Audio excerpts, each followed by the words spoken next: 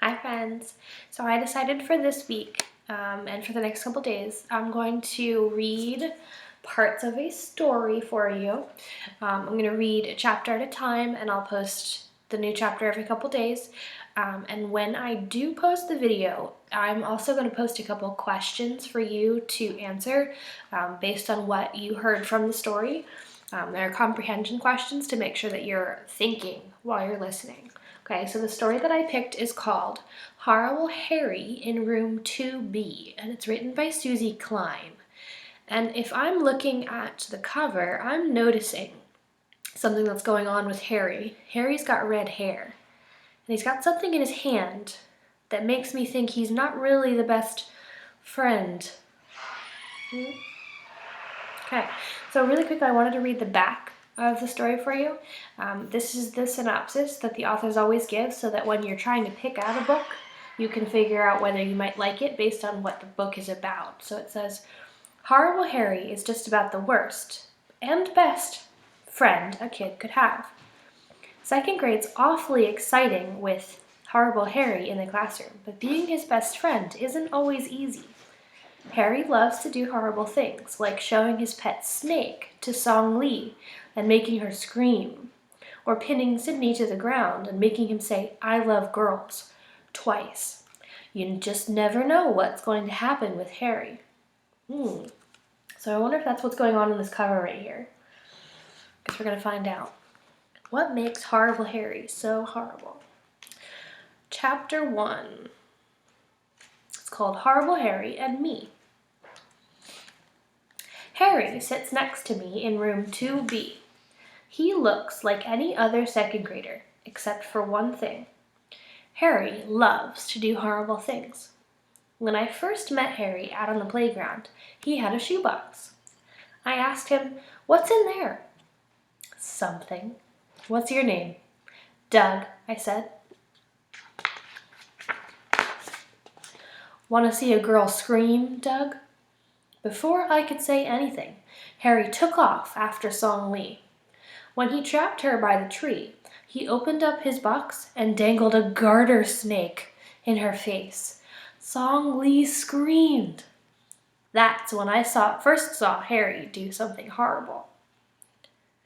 When it rains, we have recess indoors.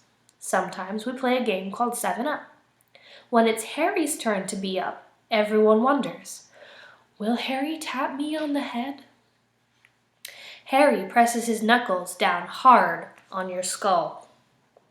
He calls them knuckle noogies. Nobody should give anybody a knuckle noogie. But Harry does. Harry loves to do horrible things. The second week of school, Sydney called Harry a name. It was during science when we were reading about birds. "Harry's a canary," Sydney whispered. And a lot of the kids laughed. "What's so funny?" the teacher asked. "Nothing, Miss Mackle," Sydney replied. Harry didn't think it was nothing. Harry planned to get revenge after school, and he did. At 3:05, Harry jumped Sydney, pinned him to the ground, and said, "Say, I love girls," twice. "Never," Sydney said, trying to get away. "Yeah?" "Yeah." And that's when Harry started to tickle Sydney under the armpits until Sydney couldn't stand it any longer. "I love girls! I love girls!" Sydney shouted. Song Lee, Ida, and Mary heard Sydney. So did a lot of the boys. Harry got his revenge all right, and it was horrible. Sydney ran down the street screaming, "I'll get you back someday." When Miss Mackle wants the floor cleaned, she asks Harry to sweep. No one sweeps the floor like Harry. He picks up every piece of paper, every pencil stub, and every bit of clay. Once, Harry even crawled under my desk to get a broken crayon. Nobody knows that Harry keeps some of that stuff. Then there are some pictures of this book here. Let me get it straight here. There you go. Poor Sydney. But I do. I sit right next to him and watch. Harry is making stub people. Harry says his stub people are the scariest creatures in the world. He keeps them in a cigar box in his desk. Someday, when he has made 24, Harry says, his stub people will invade our room.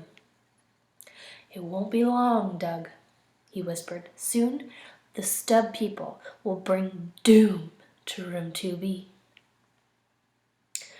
When it was Song Lee's birthday, her mother brought in 2 trays of treats for the class. After we sang happy birthday, Song Lee passed out the treats. Mrs. Mackle noticed there were 3 fortune cookies and 1 cupcake left. Miss Mackle put them on a plate with a card that said, "We love Mrs. Michelson." Then she said, "Who would like to take these treats to our librarian?" Everyone raised their hands except Song Lee. She's too shy. We kept raising our hand. Sydney made noises like, "Ooh, ooh, me, me, me."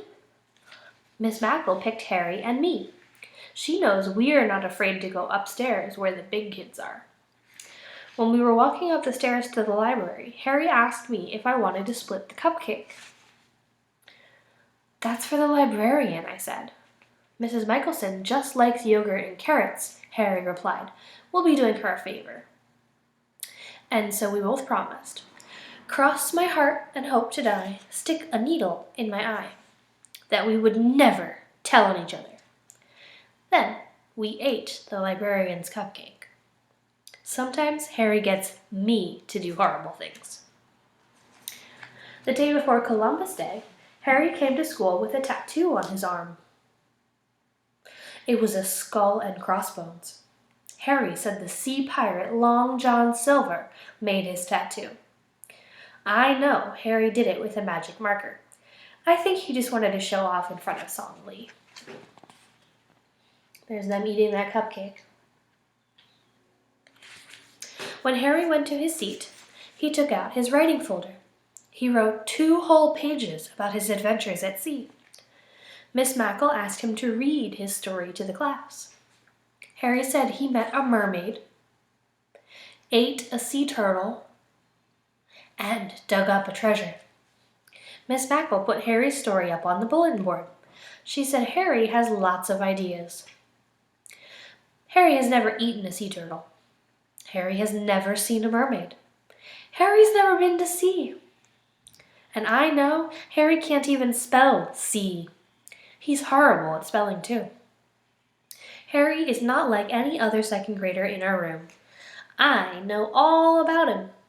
Harry's my best friend.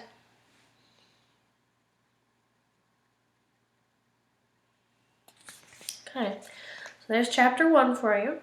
And we will find out what other horrible things Harry does and find out about those stub people. So keep an eye out for the questions that come with this video and see if you can answer them. They will be on Google Classroom. Goodbye.